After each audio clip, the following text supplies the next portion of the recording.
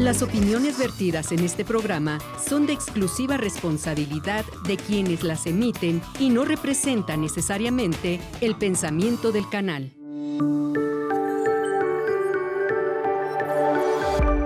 Sistema Michoacano de Radio y Televisión presenta.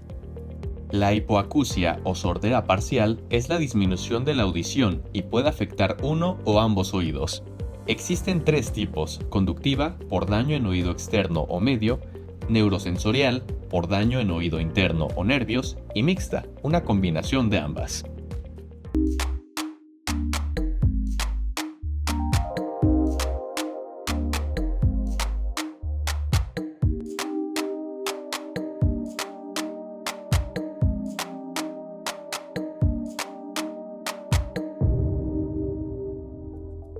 Hola, ¿qué tal? Muy buenas tardes. Les saludo con un gran cariño desde aquí, desde la bella ciudad de Morelia, Michoacán, desde donde estamos transmitiendo este programa Consulta Médica. Y estamos desde el Sistema Michoacano de Radio y Televisión para todos los lugares en donde nos hacen favor de vernos, en todas las ciudades de nuestro estado, en todo el territorio de nuestro estado, a través de nuestra señal de antena aérea, también a través de diferentes sistemas de cable como Megacable, también nos ven a través de la señal de internet, la transmisión en vivo, y por todas las plataformas, YouTube, Instagram, Facebook, también estamos presentes como Sistema Michoacano de Radio y Televisión. Yo soy Martín Lira, soy cirujano plástico y conductor de este programa que cada semana, usted lo sabe, si ya nos ha visto, llevamos temas de interés con consejos médicos, otorgada toda esta información por especialistas serios, de gran prestigio nacional e internacional, y que en esta ocasión no va a ser la excepción. Tenemos un especialista que enseguida les voy a presentar, pero quiero decirles que el tema es muy importante. Regularmente un gran porcentaje de la población presentamos hipoacusia después de cierta edad. Hipoacusia es el tema. ¿Quieres saber de qué se trata? Vamos a ver esta cápsula y regresamos para presentarte a nuestro invitado.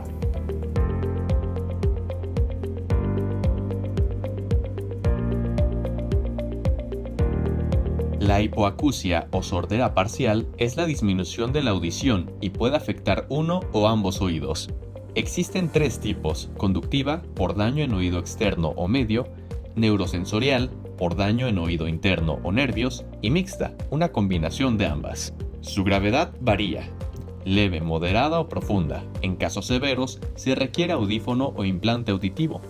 Los síntomas incluyen dificultad para seguir conversaciones, zumbidos, pérdida de equilibrio y sentir que los sonidos son demasiado fuertes.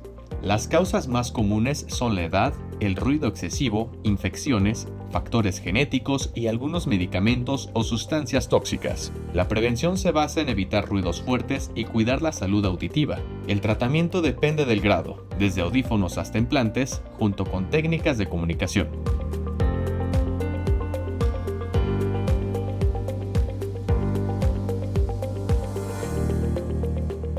Bueno, pues, ¿qué te pareció la información de esta cápsula que nos preparó el equipo de producción, este excelente equipo de producción de nuestro programa? Y el tema, interesante, ¿verdad? Pues más interesante es nuestro invitado el día de hoy, es el doctor José Jesús Cortés Ruiz, quien es especialista en audiología y otoneurología, es el nombre correcto, la especialidad. Bienvenido, José. Muchísimas gracias. Gracias por estar aquí, ¿eh? Gracias, para mí es un honor, estoy muy honrado y muy agradecido por la invitación. No, al contrario, gracias por tu tiempo, porque sé que siempre andas muy ocupado y tenemos ya rato que estábamos queriendo coincidir tu agenda con los días de grabación del programa. Y bueno, pues qué bueno que estás aquí, ¿sí? Y yo quisiera empezar a platicar, si tú nos permites y si nos quieres compartir la información sobre tu currículum, dónde estudiaste medicina. Cuéntanos, porque a la gente le interesa mucho saber de dónde salió cada especialista, cada invitado. Claro, con mucho gusto. Yo hice la carrera de medicina aquí en Morelia. Eres nicolaíta, entonces. Nicolaíta, perfecto. Completamente. Egresé en el 2012 y posteriormente hice la especialidad en el Instituto Nacional de Rehabilitación, Luis Guillermo Ibarra, donde hice la especialidad en audiología, otoneurología y foniatría, y está reconocida por parte de la UNAM. Ok. Okay. Más adelante hice también un posgrado en rehabilitación vestibular, balance y equilibrio, por parte de un grupo especializado en este tipo de tema en Argentina. Ok, muy bien. ¿Y cuántos años estuviste en la especialidad aquí en el instituto en México? 4 años. 4 años. Son 4 la años. especialidad son 4 años. Así es. Es una especialidad de entrada directa para la gente que nos ve y que no es médico. De repente hay especialidades que entran de entrada directa, hay especialidades que hay que entrar a otra especialidad y luego irse a la que quieres. No, así es de entrada directa. Ok. Y ahí estuviste 4 años y después te fuiste a hacer un diplomado. Así es. ¿Ese cuánto tiempo estuviste allá? Es un par de meses, pero tiene una validez internacional. Así es. Justamente en rehabilitación vestibular. Ok. Ahora, regresas a Morelia. ¿Ya vivías aquí antes de irte a la especialidad? ¿Tu familia estaba aquí, por eso regresaste aquí o tu familia estaba contigo en la especialidad? Mi esposa es de aquí. Ah, yo soy de también. Michoacán, no soy de Morelia, pero mi esposa sí, entonces también es médico, entonces regresamos Sí, aquí ¿la a Morelia. conocemos? Sí, ya ha venido acá. Ah. Regresamos aquí y aquí es donde tenemos nuestra familia. Ok. Ahora, ¿trabajas en alguna institución pública? ¿En dónde trabajas, doctor?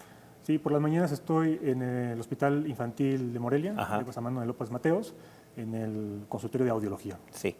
Ahí, desde que llegaste, empezaste, ¿cuántos años tienes ahí en ese hospital? No, tengo un par de años. Okay. Previamente estuve también trabajando en el IMSS, no aquí en Morelia, sino en Aguascalientes un tiempo.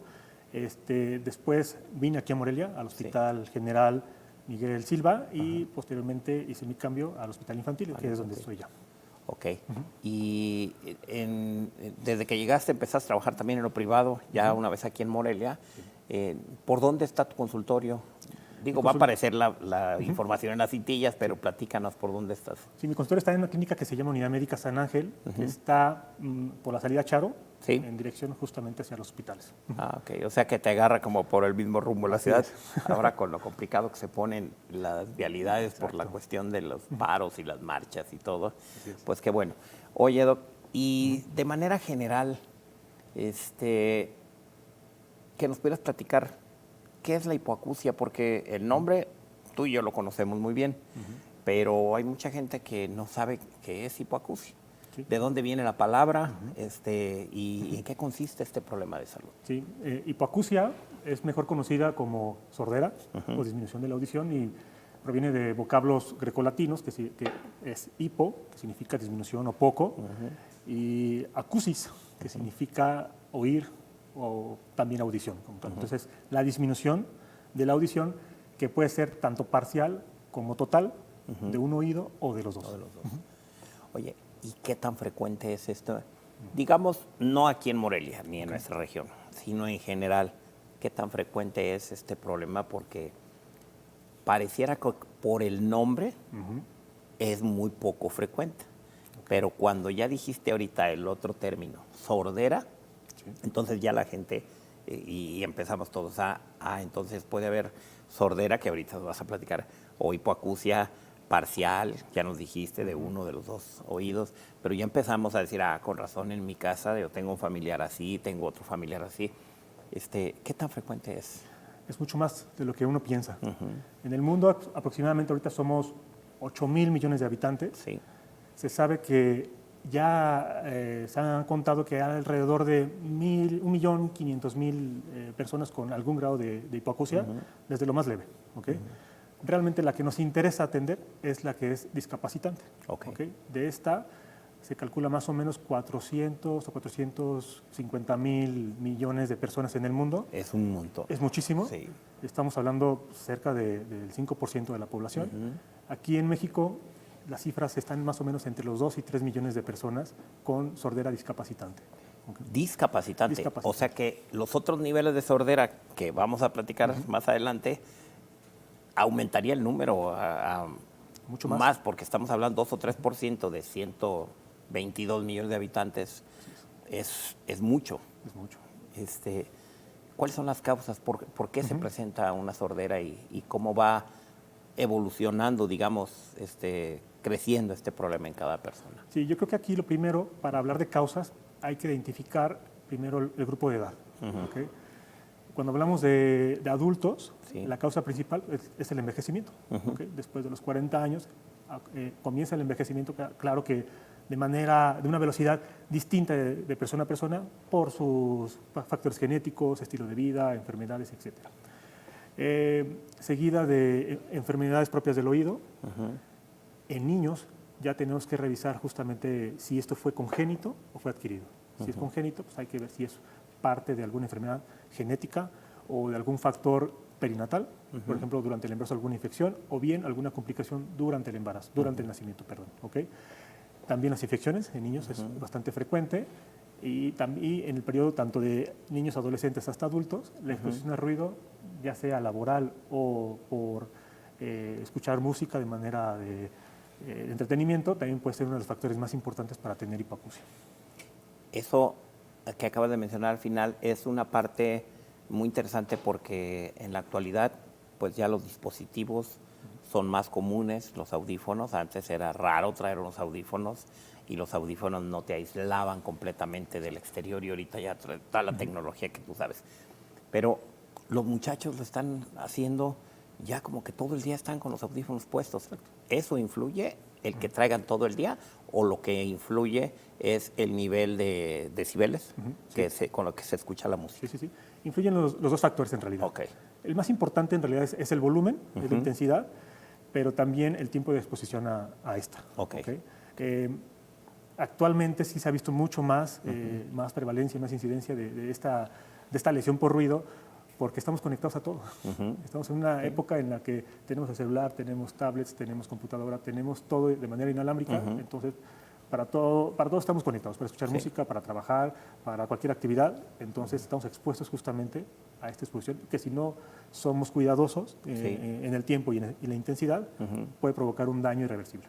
Ok, pues qué interesante porque, por ejemplo, estoy pensando en las generaciones, Doc, que, por ejemplo, generaciones, digo, como la tuya también, que eres joven realmente, pero también eres de una generación donde no vivíamos tanto con toda la tecnología, aunque ya existía una parte, pero, por ejemplo, yo no puedo manejar con los audífonos puestos, es un ejemplo, porque yo no me acostumbré así nunca cuando aprendí a manejar.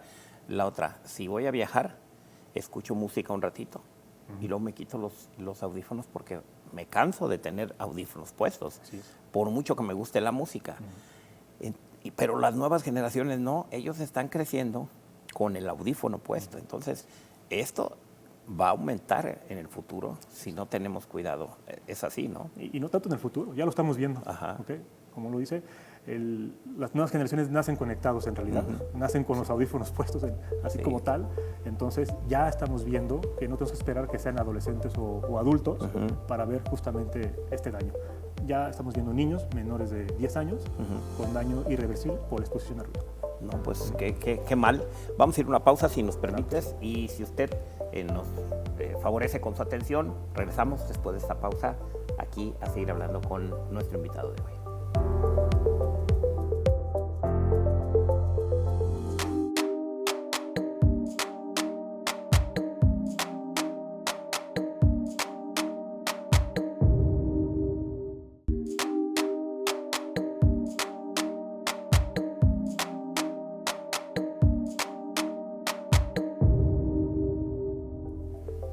Bueno, pues ya estamos aquí de regreso en su programa Consulta Médica y estamos hablando de hipoacusia, que la gente conoce más el término como sordera. Y hay diferentes tipos, ya iniciamos esta plática ya con nuestro invitado, el doctor José Jesús Cortés Ruiz, quien es audiólogo, especialista en audiología y otoneurología. Y nos hablabas, José, ¿cómo te dicen más? José, nos hablabas de que las nuevas generaciones o en los niños menores de 10 años están teniendo daño irreversible. ¿Ese se da por el ruido precisamente de audífonos o el ruido en general, que también nuestro medio, nuestro entorno también es más contaminante ahora? ¿O está más contaminado ahora que hace 20 años, digámoslo así, no? Sí, es cierto, pero sin embargo, para que haya un daño tiene que haber dos factores. Uno, justamente la intensidad, pero también que este fenómeno se esté repitiendo constantemente. Okay. Una sola exposición es raro que nos dé un daño permanente. Eso es lo que pasa generalmente cuando vamos, por ejemplo, a una fiesta que hay mucho ruido, salimos de ella y salimos con un zumbidito y no escuchamos con claridad. Si hacemos una audiometría en ese momento, tenemos una hipoacusia. ¿Okay? Hay un daño en las células del oído interno, Sí. pero va a ser reversible. Reversible. ¿Okay? Se va a quitar después de algunas horas o de un día, ¿de acuerdo? Pero si yo me expongo a este fenómeno repetidas veces, varios días durante semanas o meses, ya no va a ser reversible. ¿Okay? Ya se va a quedar, no vamos a dar oportunidad de que sanen las células y vamos a tener así un daño. Okay. ¿Okay? Es lo que está pasando justamente con los audífonos o con otro tipo de dispositivos en la que si no tenemos el cuidado, Así que es tiempos más cortos y volumen más bajito, vamos a tener este tipo de daño. Ahora, digo, yo espero y les voy a llevar la liga en las redes, se la voy a llevar a mis hijos porque también se la pasan conectados, tengo muchachitos adolescentes, para que escuchen estas recomendaciones que estás haciendo tú. La clasificación, ¿cómo se clasifica este problema de la hipoacusia? Sí. La hipoacusia se puede clasificar básicamente de dos formas. Sí. Una, por el tipo, es decir, dónde ocurrió el daño, si es una hipoacusia de tipo conductiva, es decir, que hay una alteración en la transmisión del sonido desde la oreja hasta la parte interna. ¿Okay? Es una especie de bloqueo. Sí. Generalmente ocurre en la parte externa del oído o en el oído medio. ¿Okay? O también puede ser hipoacusia neurosensorial, donde ya la lesión es en la cóclea, que es el órgano interno de la audición, o en el nervio auditivo. ¿Okay? Y la última clasificación, el último tipo, es la mixta, en la que ya puede ser combinación tanto conductiva como neurosensorial.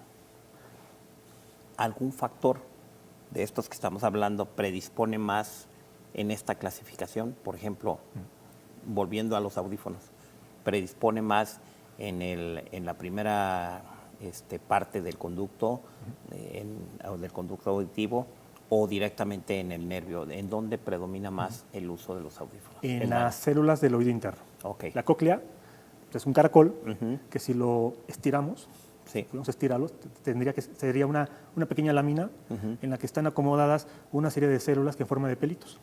Se llaman células pilosas justamente por eso. Y están acomodadas de acuerdo al tipo de sonido que pueden detectar. ¿Okay? Primero están las que pueden detectar sonidos más agudos, desde 20.000 Hz, hasta el final las de células que pueden detectar sonidos de tono grave, ¿okay? Hasta los 20 Hz. Las que están más en el exterior, que son las de tipo agudo, son las que están más, digamos, frágiles o expuestas al daño auditivo, ¿okay? Por ruido. Generalmente son las primeras que se dañan.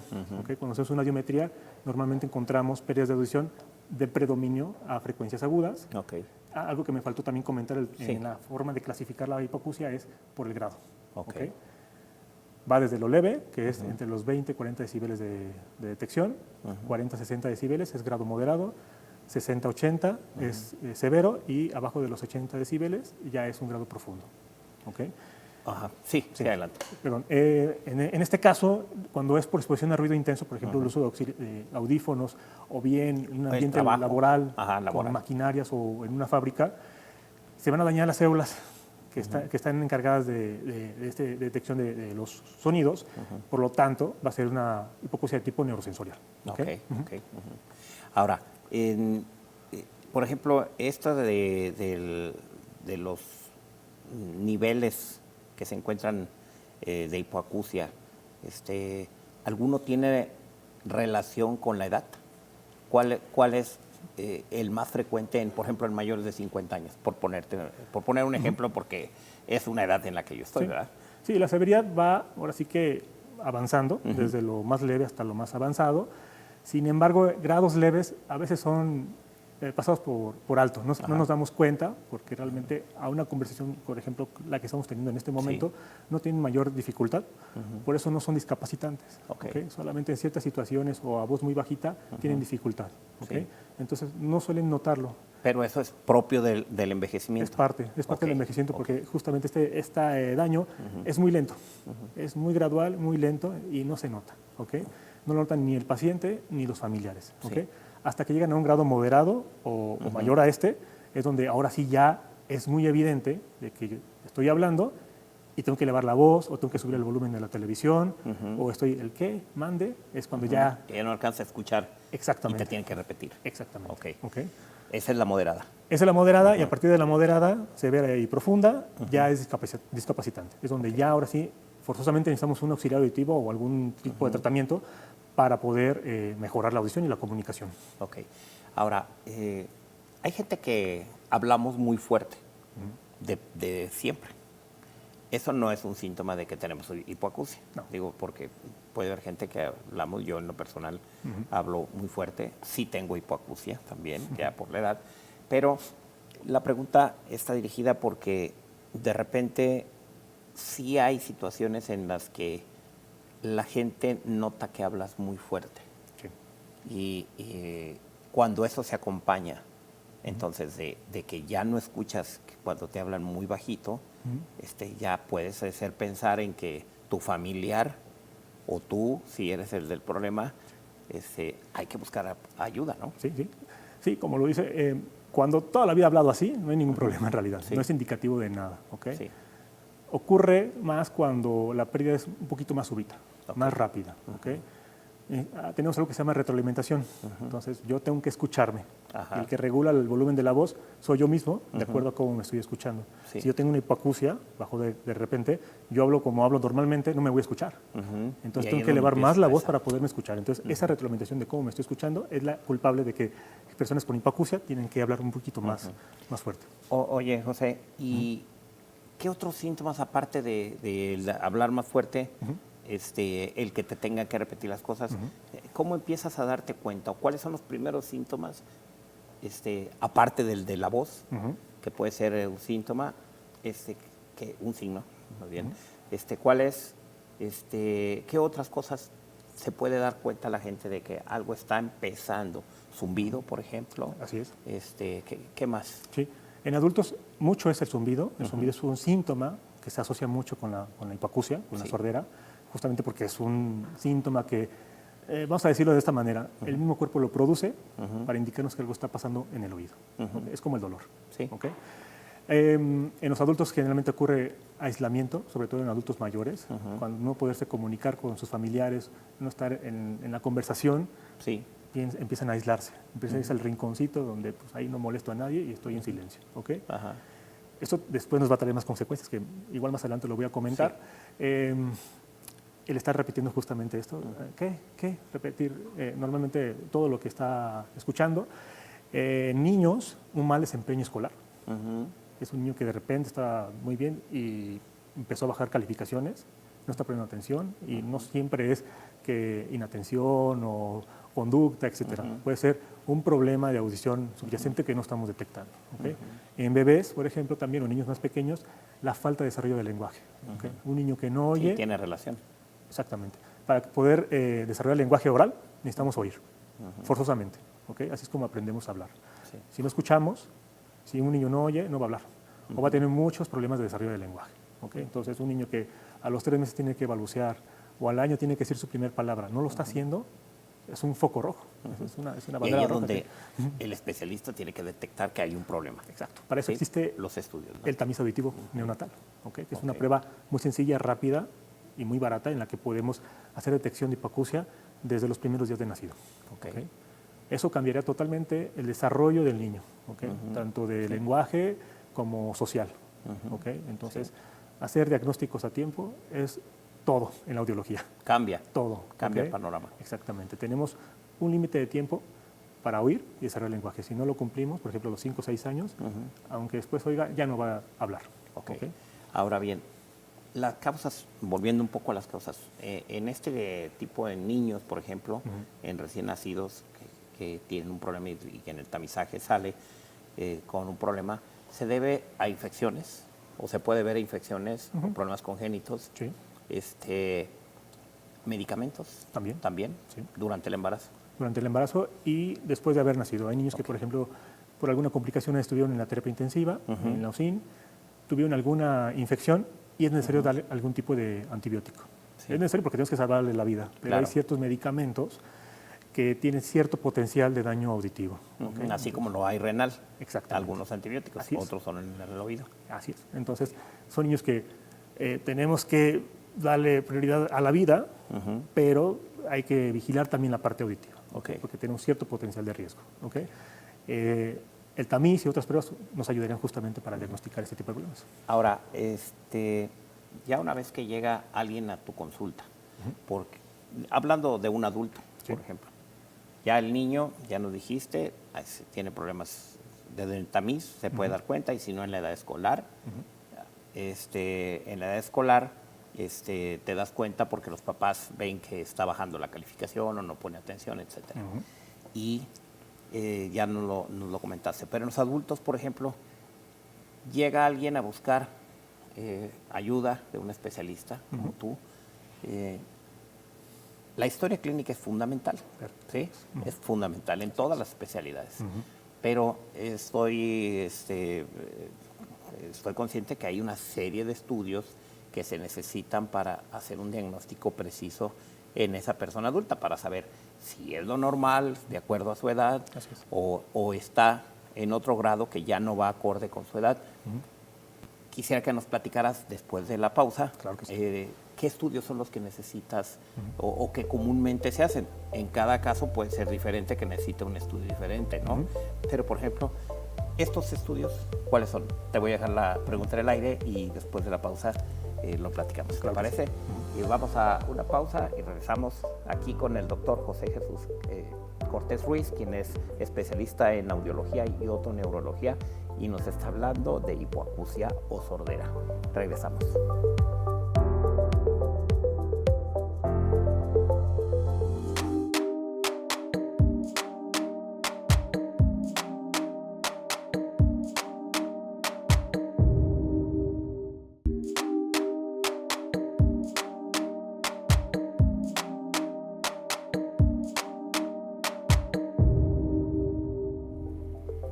Ya estamos aquí de regreso en su programa Consulta Médica y yo quiero recordarles que estamos presentes en todas las plataformas digitales a través de redes sociales. Por ejemplo, en YouTube pueden ver nuestro programa en forma completa. Si usted acaba de sintonizarnos y, digamos, escucha la información de nuestro invitado del día de hoy y quiere saber qué platicamos, pues hay que meterse en YouTube y ver nuestro programa completo.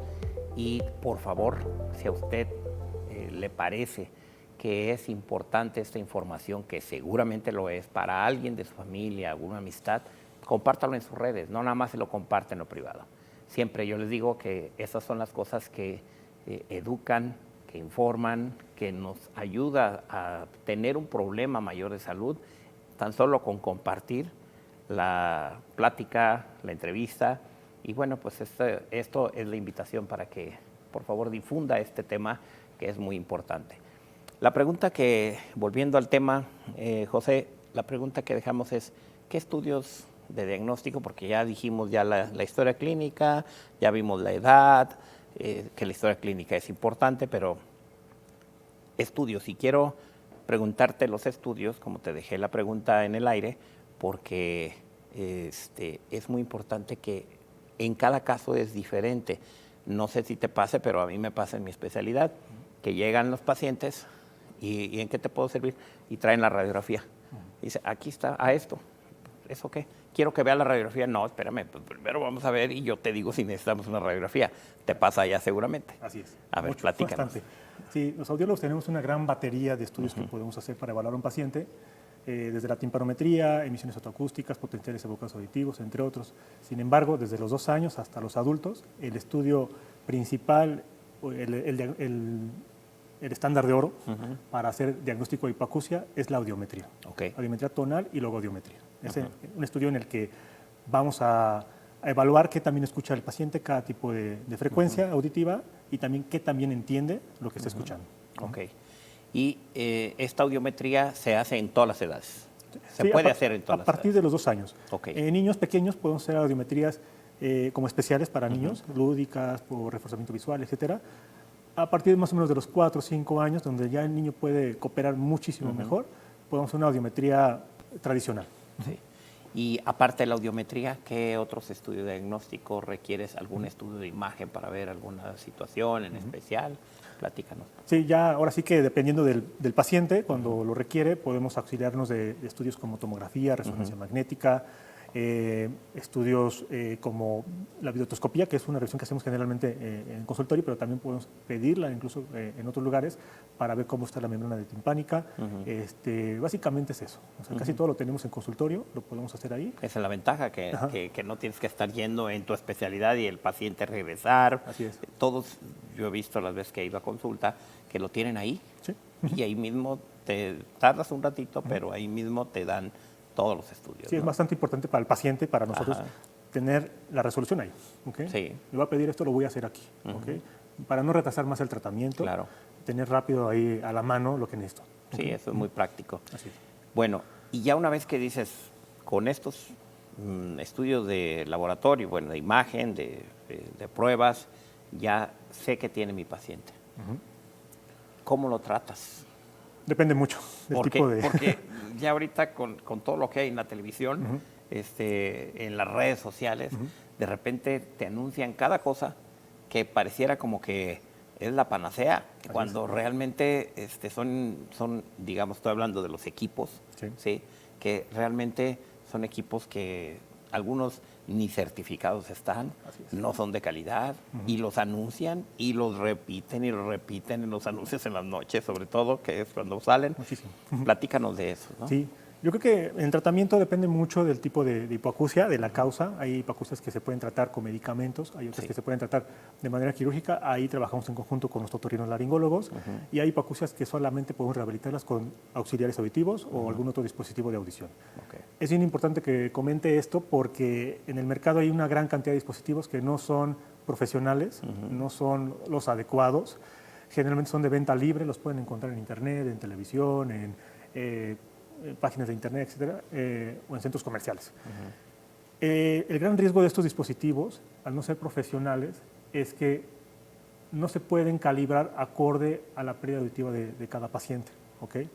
Un buen auxiliar auditivo tiene que ser digital y programable. ¿Okay? Se tiene que calibrar exactamente a lo que necesita cada paciente. Es como los lentes. Eso te iba a decir, hasta me estaba tocando los lentes. Como los lentes, no es ir a la farmacia y agarrar el que quieras ahí. Así es. Se tienen que graduar precisamente a lo que el paciente requiere. Así es. Y en este caso estamos hablando de graduación frecuencia por frecuencia. ¿Okay? Y no solamente eso, porque es ser muy técnico. También es que tenemos que tomar en cuenta las necesidades del paciente, lo que el paciente desea. Por ejemplo, si quiere algo discreto, quiere algo que le ayuda, por ejemplo, a conectarse a sus dispositivos para poder escuchar la televisión directamente acá, o su celular, contestar llamadas, etcétera, ¿no? Hay pacientes que no quieren gran cosa, no quieren esa conectividad, pero quieren escuchar música con claridad, ¿okay? O tener una conversación como en este momento sin tanto problema. ¿Okay? Entonces, los dispositivos que venden de venta libre no tienen eso. Así es. Y tienen el potencial riesgo de que, si no, como no están calibrados, pueden dañar más. Exactamente. Sí, claro. Entonces, yo invito a la gente... Lo mismo que los lentes, ¿no? Sí. Lo mismo que... Yo hago una invitación a las personas que tengan mucho cuidado con eso, ¿ok? Sí. La salud es bien importante, no la pongan en riesgo, vayan con un audiólogo especialista para que les indique lo mejor y lo correcto para su caso. Ok.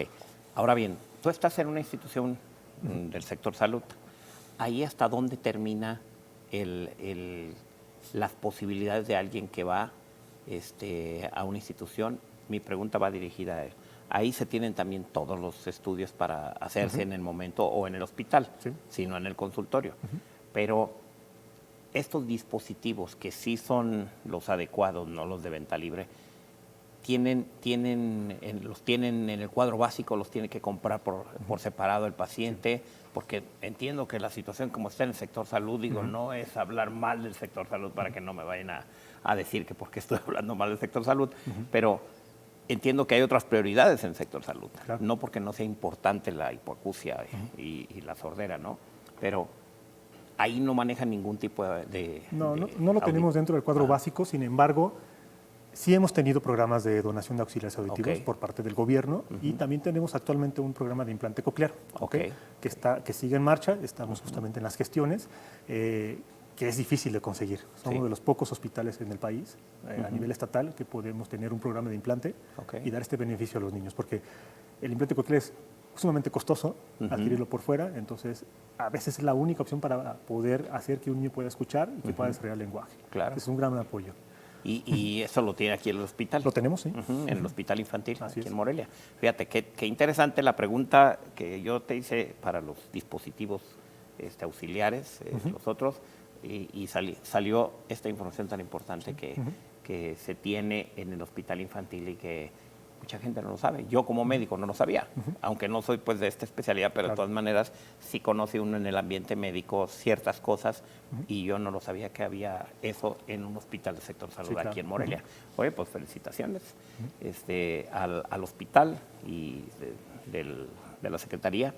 Ahora,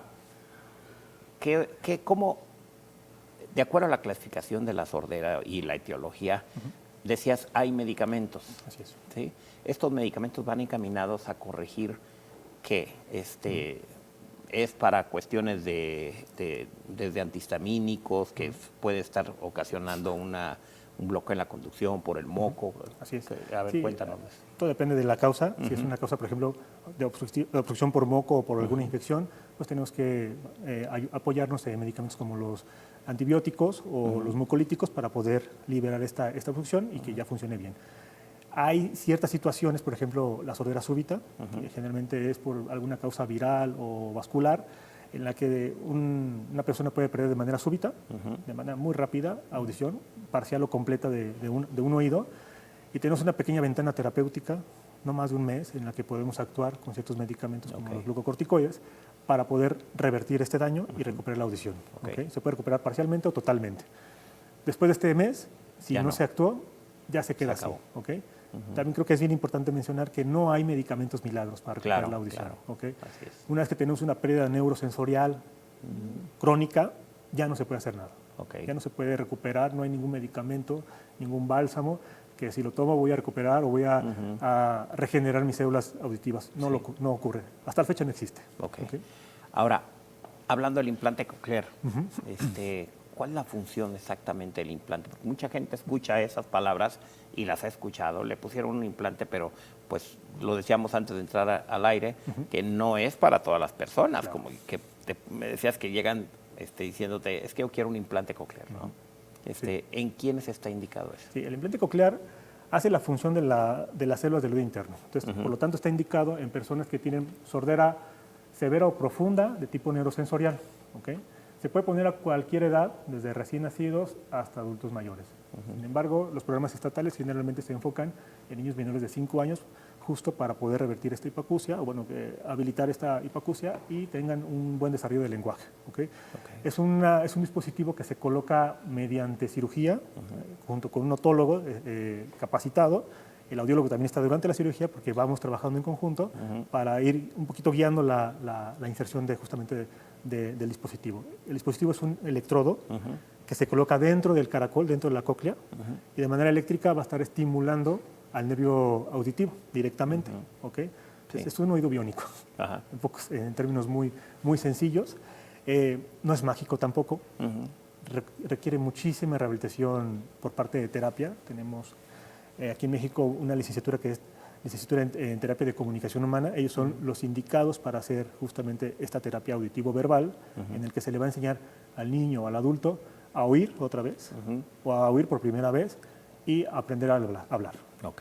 Eso toma muchos años, por eso comento que no es mágico, requiere muchas visitas con el audiólogo para estar haciendo algo que decimos mapeos, que es como calibraciones, estar evaluando cómo está el dispositivo por dentro, que no haya ninguna alteración y que cada vez el niño o el adulto pueda escuchar cada vez mejor.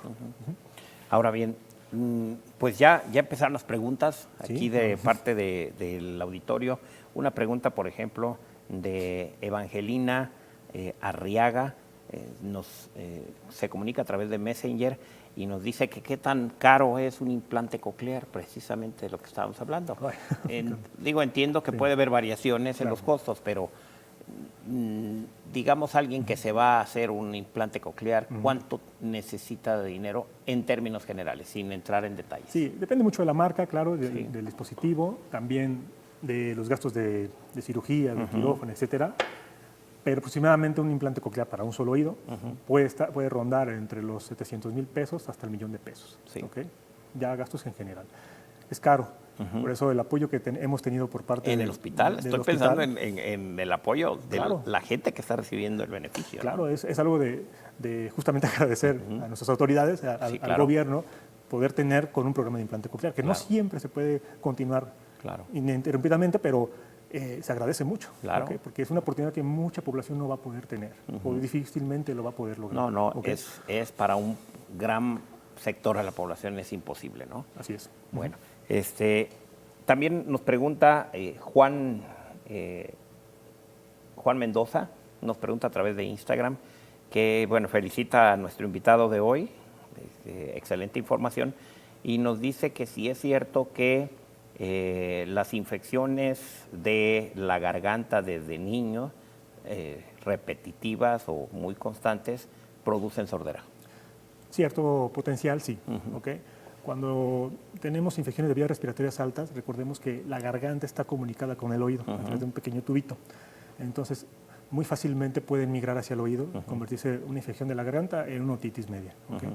Si esto ocurre con mucha frecuencia, a cada rato, sí puede haber ya un daño permanente en el oído. ¿Okay? Generalmente de tipo conductivo, pero sí es crónico y se puede quedar así. ¿Okay?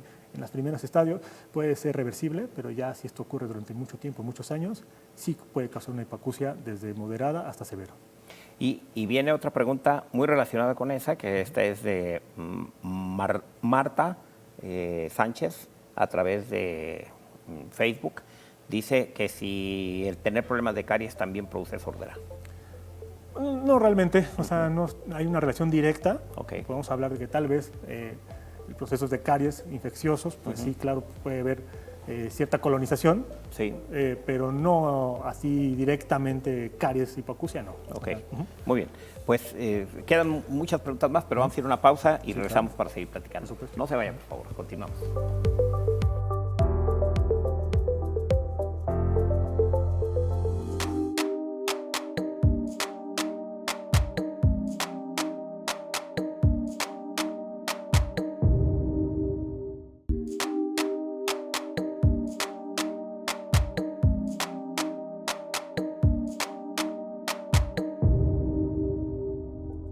Ya estamos aquí en la recta final de su programa Consulta Médica. Si usted, repito, quiere volver a ver nuestro programa o recomendarlo a alguien, por favor, no lo dude, compartan nuestras redes sociales. Estamos presentes en todas las redes sociales, pero también en YouTube está completo el programa.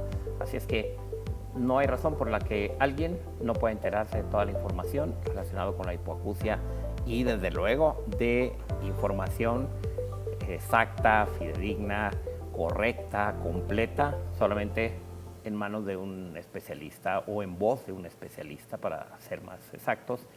Y bueno, el doctor José Jesús Cortés Ruiz está con nosotros hablando de este tema. ¿Y qué nos puedes decir a manera de resumen sobre la hipoacusia? ¿Cómo nos podemos cuidar? Sí. ¿Y qué nos recomiendas tú como especialista? Claro. Hay muchos factores que pueden producir hipoacusia desde edades tempranas hasta adultos mayores. Entonces, las recomendaciones son la atención temprana y el diagnóstico oportuno.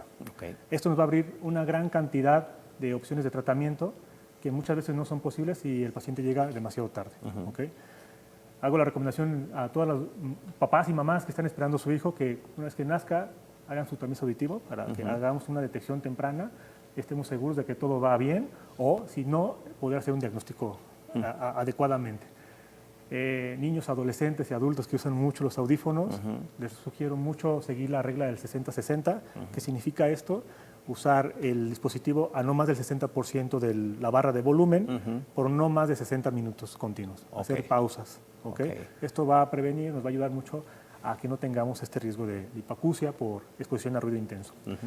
Y en todas las personas mayores de 50 años, también se les recomienda hacer chequeos de vez en cuando para ver que todo esté bien en cuanto a su audición, porque un diagnóstico a veces de hipoacusia leve se nos pasa porque no lo notamos. ¿Okay? Entonces, a partir de los 50 años, cada año o cada 2 años, hacer una audiometría es un estudio muy sencillo, muy rápido, que nos puede dar muchísima información.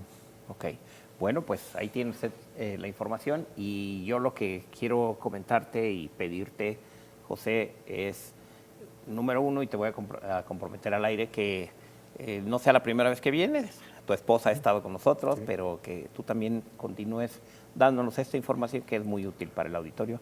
Pero yo quisiera, antes de despedirnos, yo quisiera que nos platicaras muchos, y te lo comento porque hay muchos médicos que ven este programa, Es el único programa que existe en Michoacán, ¿sí?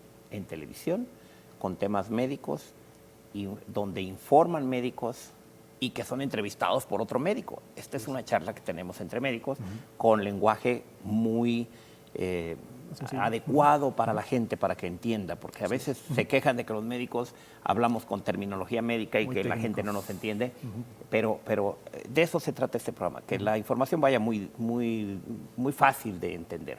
Sí. Y lo ven muchos médicos también. Entonces, estos médicos, muchos están en formación y de repente ven en un especialista como tú, en decir, pues me gustaría hacer esa especialidad. Yo quisiera que les comentaras algo que tú recuerdes, que hayas tenido que, digamos, dejar a un lado, sacrificar por llegar hasta donde estás como especialista. ¿Cómo te fue en ese proceso de la residencia? Sí, yo creo que todos los especialistas pasamos por situaciones similares, ¿no? Yo creo que desde que queremos hacer una especialidad nos enfrentamos al famoso ENARM, ese examen de capacidades o de conocimientos en el que vamos a competir contra miles de otros médicos generales.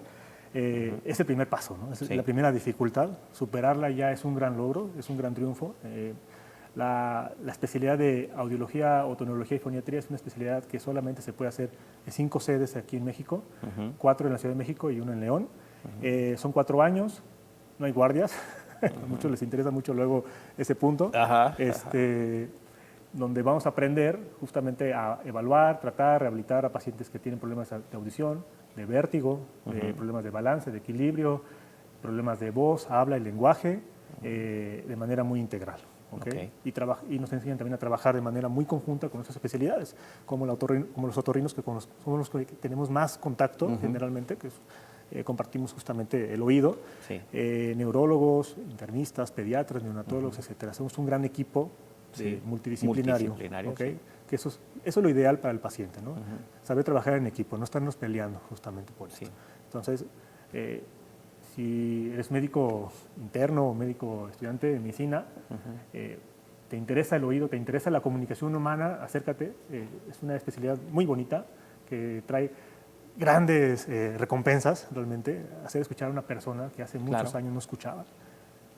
Es algo que llena de mucha satisfacción. Claro. Entonces, o ver cambiar la vida de un niño, por ejemplo, un recién nacido que estaba condenado a no hablar. Así es. A vivir una vida en silencio, poderle cambiar la vida, poder ver y escuchar sus primeras palabras, su desarrollo normal, que está comunicándose con otros niños y que puede comunicarse adecuadamente, eso satisface mucho. Vale la pena. Vale muchísimo la pena. Todo el esfuerzo que se invierte en tiempo, en familia, en muchas cosas, ¿no? Así es. Yo te agradezco mucho tu presencia y bueno, que el siguiente tema que tengamos próximamente también sea algo relacionado con el vértigo, ahorita que lo mencionaste, que va muy relacionado con esto. Y bueno, pues muchísimas gracias, José, por estar aquí con nosotros. Esta es tu casa, el Sistema Michoacano está abierto para las veces que puedas venir con nosotros. Aquí estás bien. Muchísimas gracias. Y para usted que nos favoreció con su atención, yo quiero decirle y recordarle que cada semana tenemos un programa de consejos de salud dados por un especialista y que seguramente le será de mucha utilidad cada vez que nos escuche y nos vea a través del Sistema Michoacano de Radio y Televisión. Yo soy Martín Lira, soy cirujano plástico y nos vemos la próxima semana en este programa. Por favor, cuídese mucho y hay que acudir con especialistas. Hasta pronto.